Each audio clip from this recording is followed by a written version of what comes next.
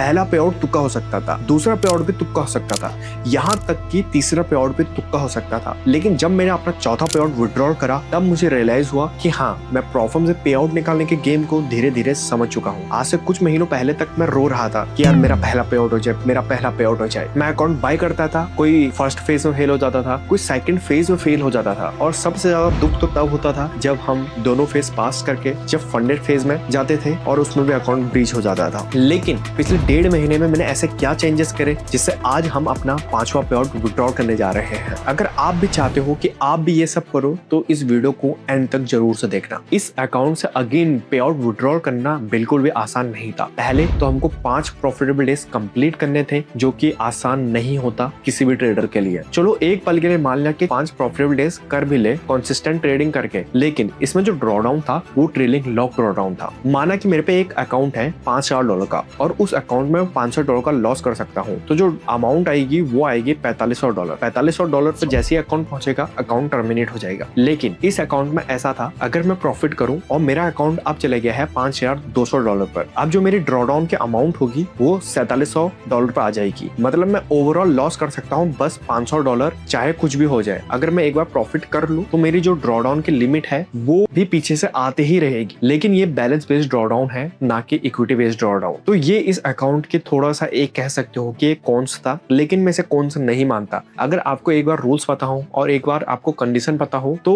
ये हमारे लिए एक चैलेंज है, या कह सकते हो कि ये ट्रेडर को बोल दिया गया कि भाई ये रूल्स हैं और इसमें तुमको ये अकाउंट ट्रेड करना है। अगर आप कर पा रहे हो तो आप एक ट्रेडर हो। अगर हमको नहीं पता उसके बारे में तो तब हमारा अकाउंट ब्रीच हो रहा है, उसमें हमारी कोई गलती नहीं है। लेकिन अगर आपको पता है कि ये और ये चीजें हैं और आपको इस अकाउंट को ऐसे ट्रेड करके पास करना है, तो भाई हमको वो भी सीखना ही पड़ेगा। तो चलो अब हम पे आउट विड्रॉल करते हैं। भाई पे आउट विड्रॉल करने से पहले मैं तुमको एक चीज और बताना चाहता हूँ, और ये गलती तो बिल्कुल मत करना जो मैंने करी। कभी भी आप 2 स्टेप अकाउंट परचेज मत करना। 1 स्टेप अकाउंट लो, आपके सक्सेस रेट बहुत बढ़ जाएंगे। जितनी जल्दी आप ये बात समझ जाओगे उतनी जल्दी आप पे आउट विड्रॉल कर पाओगे। यहाँ पर आप ब्लूबेरी पाओगे तो एवोल्यूशन फेज और इंस्टेंट मॉडल है। इंस्टेंट अकाउंट के बारे में हम बाद में बात करेंगे, लेकिन जो मैं बात करना आया हूँ वो है 1 स्टेप अकाउंट। जैसे कि 10K का अकाउंट है, यहाँ पर आपको ये $75 का देखने को मिल रहा है। इसमें जो ड्रॉडाउन है वो 10% है, जो मैक्स ड्रॉडाउन है वो है 6%, जो डेली ड्रॉडाउन है वो है 4%। अब आप बोलोगे कि यार जो दूसरा जो 2 स्टेप अकाउंट है वहाँ पे ड्रॉडाउन 10% है। भाई गोली मारो इस ड्रॉडाउन को, आपको जल्दी पास करना है और जल्दी पे आउट निकालना है तो आपको ये वाला अकाउंट लेना चाहिए जो 2 स्टेप अकाउंट है। आप फेज 1 में हो, 8% ड्रॉडाउन में आ गए हो। अब आपके लिए कितना मुश्किल है, पहले तो आपको ये 8% जो ड्रॉडाउन है इसको ब्रेक इवन करना पड़ेगा और उसके बाद आपको 10% बनाना है और फिर उसके अगले फेज में आपको 5% और बनाना है। इसमें आपको बहुत ज्यादा टाइम लग जाएगा। अगर आपको जल्दी ही पे आउट निकालना है, जल्दी गलती करनी पड़ेगी, जल्दी फेल होना पड़ेगा और जल्दी दोबारा ट्राई करना पड़ेगा। तो इसलिए 1 स्टेप अकाउंट बेस्ट है मेरे हिसाब से अगर आपको पे आउट विड्रॉल करना है। अगर आप सोच रहे हो कि मैंने अभी शुरू कर रखा है यार मेरे को अभी 2 स्टेप अकाउंट पे जाना है, तो जाओ भाई, मैं कुछ नहीं बोल रहा। अगर आप मेरी सुनना चाहते हो तो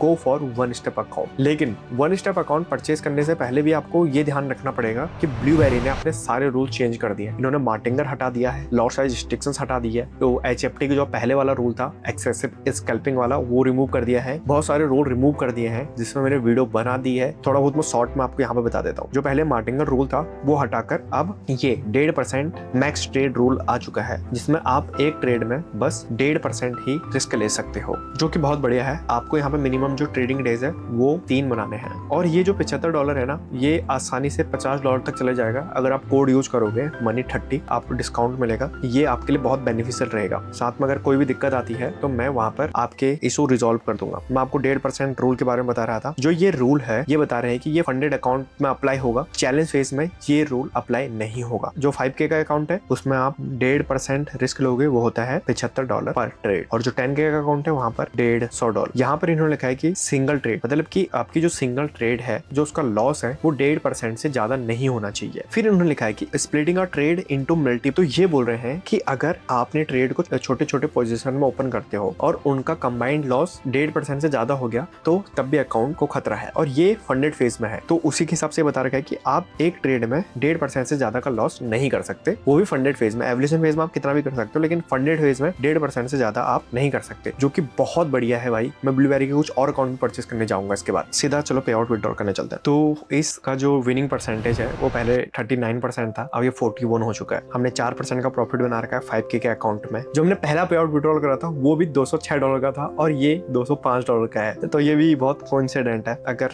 मैं दिखाऊं तो यहाँ पर जो मिनिमम ट्रेडिंग डेज हैं वो 5 हैं, वो मैंने पूरे कर दिए हैं। और जो एवरेज विन है $37 का, और जो एवरेज लॉस 15% का है, और प्रॉफिट फैक्टर 2.21% का, विन रेशियो 0.7%। बेस्ट ट्रेड मैंने $141 की पकड़ी थी। जो वर्स्ट ट्रेड है वो उसमें मुझे $33 का लॉस हुआ था। रिस्क रिवॉर्ड 3.18 जो कि बहुत अच्छा है। और मैं आपको थोड़ा सा लॉट साइज भी दिखा देता हूँ जिससे आपको थोड़ा सा आसानी होगी। लॉट साइज 0.02, कितने पिप पकड़े हैं? 250 पिप। 0.03 कितने डॉलर कैप्चर करे हैं? $82, लगभग 250 पिप। इसमें भी 250 पिप, ठीक है। इसमें लॉस हुआ था $30 का, इसमें 0.02 और प्रॉफिट हुआ था $26 का, लगभग 130 पिप। 0.02 प्रॉफिट हुआ था $72 का, पिप हो गए लगभग 260। अच्छे मैंने पिप कैप्चर कर रखे हैं, कोई भी बड़ा लॉट नहीं है 0.03 से बढ़कर। तो आप भी ऐसे स्लो एंड स्टडी ट्रेड कर सकते हो। और जो ट्रेड होल्डिंग का मेरा टाइम है 54 मिनट, 40 मिनट, 2 घंटे, 27 मिनट, 7 मिनट, 1 घंटे, 1 घंटे, 38 मिनट, 2 घंटे, तो ये सब है। और लॉट साइज मैंने आपको दिखा दिया है। और मैंने जो ट्रेड कर रखा है वो गोल्ड में ही करता हूँ। मैं बस एक ही पेयर में ट्रेड करता हूँ, गोल्ड। तो अभी मैं ट्राई कर रहा हूँ कि मैं एनक्यू में ट्रेड करना सीखूं। तो अभी ज्यादा